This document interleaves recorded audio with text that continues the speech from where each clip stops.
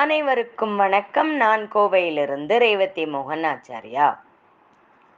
இந்த பதிவில் நீங்கள்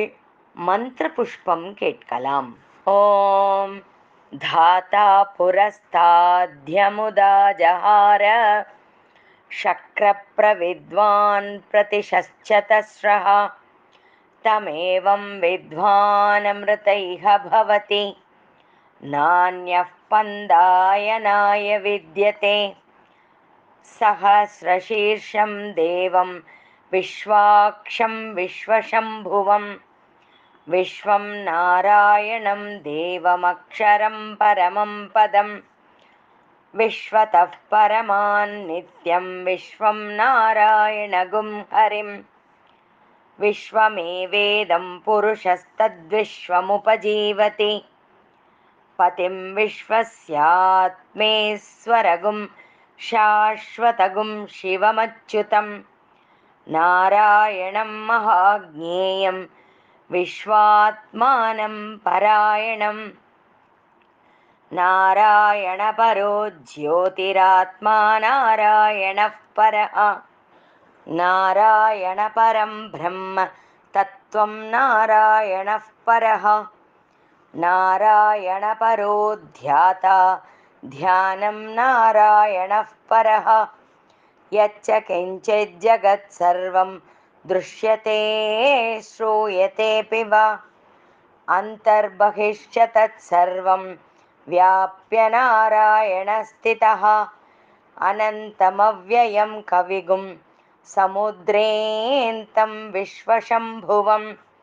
पद्मकोशप्रतीकाशगुं हृदयञ्चाभ्यधोमुखम् अधोनिष्ट्यावितस्त्यान्ते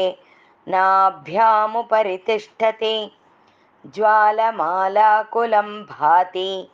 विश्वस्यायतनं महत्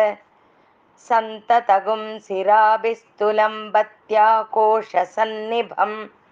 तस्यान्ते सुषिरगुं सूक्ष्मं तस्मिन् सर्वं प्रतिष्ठितं तस्य मध्ये महानग्निर्विश्वार्चिर्विश्वतोमुखः सोऽग्रभुग्विभजन्तिष्ठन्नाहारमजरः कविः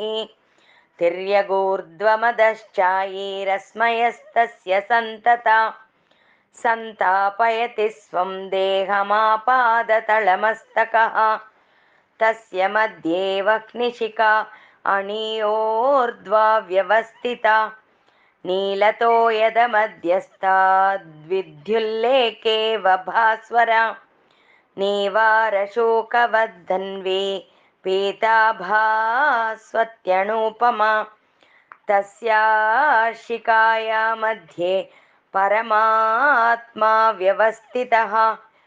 स ब्रह्मः स शिवः स हरिस्सेन्द्र सोऽक्षरः परमस्वराट् योपां पुष्पं वेद पुष्पवान् प्रजावान् पशुमान् भवति चन्द्रमा वा अपां पुष्पं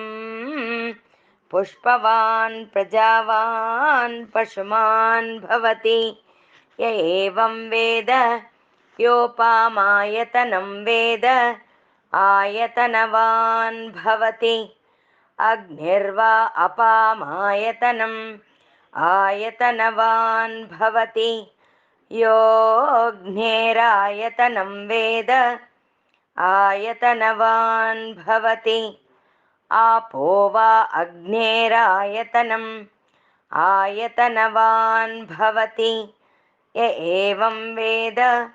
योपामायतनं वेद आयतनवान् भवति वायुर्वा अपामायतनम् आयतनवान् भवति यो वायोरायतनं वेद आयतनवान् भवति आपो वै वायोरायतनम् आयतनवान् भवति य एवं वेद योपामायतनं वेद आयतनवान् भवति असौ वा तपन्नपामायतनम् आयतनवान् भवति यो मुष्यत पत आयतनं वेद आयतनवान् भवति आपो वा अमुष्यत पत आयतनम् आयतनवान् भवति य एवं वेद योपामायतनं वेद आयतनवान् भवति चन्द्रमा वा अपामायतनम् आयतनवान् भवति यश्चन्द्रमस आयतनं वेद आयतनवान् भवति आपो वै चन्द्रमस आयतनम् आयतनवान् भवति य एवं वेद योपामायतनं वेद आयतनवान् भवति नक्षत्राणि वा अपामायतनम्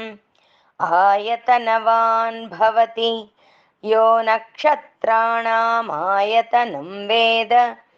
आयतनवान् भवति आपो वै नक्षत्राणामायतनम् आयतनवान् भवति य एवं वेद योपामायतनं वेद आयतनवान् भवति पर्जन्यो वा अपामायतनम् आयतनवान् भवति यः पर्जन्यस्यायतनं वेद आयतनवान् भवति आपो वै पर्जन्यस्यायतनम् आयतनवान् भवति य एवं वेद योपामायतनं वेद आयतनवान् भवति संवत्सरो वा अपामायतनम् आयतनवान् भवति यः संवत्सरस्यायतनं वेद आयतनवान् भवति आपो वै संवत्सरस्यायतनम् आयतनवान् भवति य एवं वेद योऽप्सुनावं प्रतिष्ठितां वेद प्रत्येव तिष्ठति किं तद्विष्णोर्बलमाहुः का दीप्तिः किं परायणम् एको यद्धारयद्देवः रेजति रोदसी उभे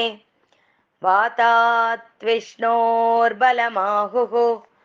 अक्षरादीप्तिरुच्यते त्रिपदाद्धारयद्देवः यद्विष्णोरेकमुत्तमम् राजाधिराजाय प्रसह्य साहिने नमो वयं वै श्रवणाय कुर्महे समे कामान् कामकामाय मह्यं कामेश्वरो वै श्रवणो ददातु कुबेराय वै श्रवणाय महाराजाय नमः ॐ तद्ब्रह्मा ॐ तद्वायुः ॐ तदात्मा ॐ तत्सत्यम् ॐ तत्सर्वम्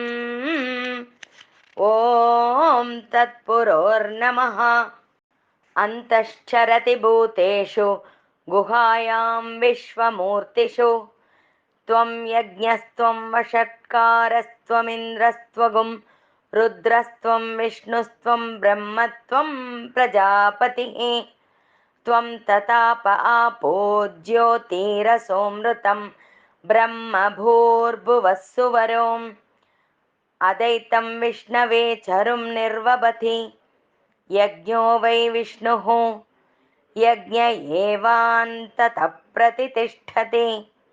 श्रोत्रजुहोति विष्णवे स्वाहा यज्ञाय स्वाहा प्रतिष्ठायै स्वाहेति नारायणाय विद्महे वासुदेवाय धीमहि तन्नो विष्णुः प्रचोदयात् रुद्रो रुद्रश्च दन्तिश्च नन्दिः षण्मुख एव च गरुडो ब्रह्मविष्णुश्च नारसिंहस्तथैव च आदित्योऽग्निश्च दुर्गिश्चक्रमेण द्वादशाम्बसि मम वचमसुवेनावभावै कात्यायनाय पुरुषस्य विद्मसहस्राक्षस्य महादेवस्य धीमहि तन्नो रुद्रप्रचोदयात् तत्पुरुषाय विद्महे महादेवाय धीमहि तन्नो रुद्रप्रचोदयात् तत्पुरुषाय विद्महे वक्रतुण्डाय धीमहि तन्नो दन्तिप्रचोदयात् तत्पुरुषाय विद्महे चक्रतुण्डाय धीमहि तन्नो नन्दिप्रचोदयात् तत्पुरुषाय विद्महे महासेनाय धीमहि तन्नः षण्मुखप्रचोदयात् तत्पुरुषाय विद्महे स्वर्णपक्षाय धीमहि तन्नो गरुडप्रचोदयात् वेदात्मनाय विद्महे हिरण्यगर्भाय धीमहि तन्नो ब्रह्म प्रचोदयात् नारायणाय विद्महे वासुदेवाय धीमहि तन्नो विष्णु प्रचोदयात् वज्रनकाय विद्महे तीक्ष्णदंष्ट्राय धीमहि तन्नो नारसिंह प्रचोदयात् भास्कराय विद्महे महद्युतिकराय धीमहि तन्नो आदित्य प्रचोदयात् वैश्वानराय विद्महे लालीलाय धीमहि तन्नो अग्नि प्रचोदयात् कात्यायनाय विद्महे कन्याकुमारी धीमहि तन्नो दुर्गे प्रचोदयात् जातवेदसे सुनवा मसो ममराति यतो नितहाति वेदः स नः पर्षदति दुर्गाणि विश्वा नावेव सिन्धुं दुरिताद्यग्निः तामग्निवर्णां तपसा ज्वलन्तीं वैरोचनीं कर्मफलेषु जुष्टां दुर्गां देवीगुं शरणमहं प्रपद्ये सुतरसि तरसे नमः अग्ने त्वं पारयानव्यो अस्मान् स्वस्तिभिरति दुर्गाणि विश्वा पोश्च पृथ्वी बहुला न उर्वे भवातोकायतनयाय शम्योः विश्वानि नो दुर्गः जातवेदस्सिन्धुन् न नावादुरितादिपर्षे अग्ने अत्रिवन्मनसा गृणानो स्माकं बोध्य विधातनूनाम् भृतनाजितगुं सहमानमुग्रमग्निहुं हुवेम परमात् सदस्तात् स नः पर्षदति दुर्गाणि विश्वा क्षामद्देवो अतिदुरिताद्यग्निः प्रत्नोषि कमेड्यो अध्वरेषु सनाश्च होता नव्यश्च सत्सि स्वाञ्चाग्ने तनुवं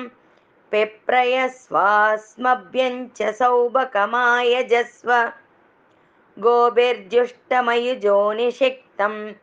तवेन्द्रविष्णोरनुसञ्चरेम नाकस्य पृष्ठमपि संवसानो वैष्णवीं लोकैहमादयन्तां कात्यायनाय विद्महे कन्याकुमारी धीमहि तन्नो दुर्गे प्रचोदयात् सहस्रपरमा देवी शतमूला शताङ्कुरा सर्वगुं हरतु मे पापं दूर्वा दुःस्वप्ननाशिनी काण्डात् काण्डात् प्ररोहन्ति परुषः परुषः परि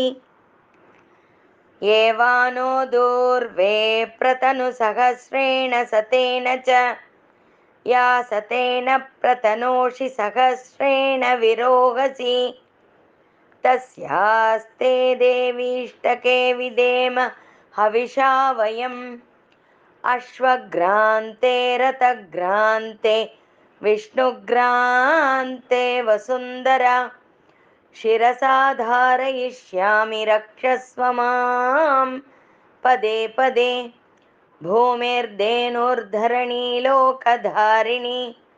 उद्धृतासि वराहेण कृष्णेन शतबाहुना लक्ष्मीं क्षीरसमुद्रराजतनयां श्रीरङ्गदामेश्वरीं दासीभूतसमस्तदेववनितां लोकैकदीपाङ्कुरां श्रीमन्मन्तकटाक्षलब्धविभवां ब्रह्मेन्द्रगङ्गाधरां त्वां त्रैलोक्यकुटुम्बिनीं सरसिजां वन्दे मुकुन्दप्रियां शुद्धलक्ष्मीर्मोक्षलक्ष्मीर्जयलक्ष्मीः सरस्वती श्रीर्लक्ष्मीर्वरलक्ष्मीश्च प्रसन्ना मम सर्वदा वराङ्गसौभासमभीतिमुद्रां करैर्वहन्तीं कमलासनस्तां भालार्ककोटिप्रतिभां त्रिनेत्रां भजेऽहमम्बां जगदीश्वरीं तां सर्वमङ्गलमाङ्गल्ये शिवे सर्वार्थसाधके शरण्ये त्र्यम्बके देवी नारायणि नमोऽस्तु ते सद्यो जातं प्रपद्यामि सद्यो जाताय वै नमो नमः भवे भवेनातिभवे भवस्व मां भवोद्भवाय नमः वामदेवाय नमो ज्येष्ठाय नमः श्रेष्ठाय नमो रुद्राय नमः कालाय नमः कलविकरणाय नमो बलविकरणाय नमो बलाय नमो बलप्रमथनाय नमः सर्वभूततमनाय नमो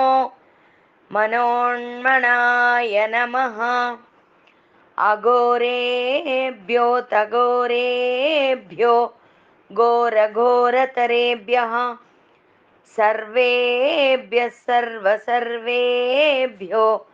नमस्ते अस्तु रुद्ररूपेभ्यः तत्पुरुषाय विद्महे महादेवाय धीमहि तन्नो रुद्रप्रचोदयात् ईशानः सर्वविद्यानाम् ईश्वरः सर्वभूतानां ब्रह्माधिपतिर्ब्रह्मणोऽधिपतिर्ब्रह्मा शिवो मे अस्तु सदा शिवोम् நன்றி வணக்கம் சுபம் சுபம் சுபம்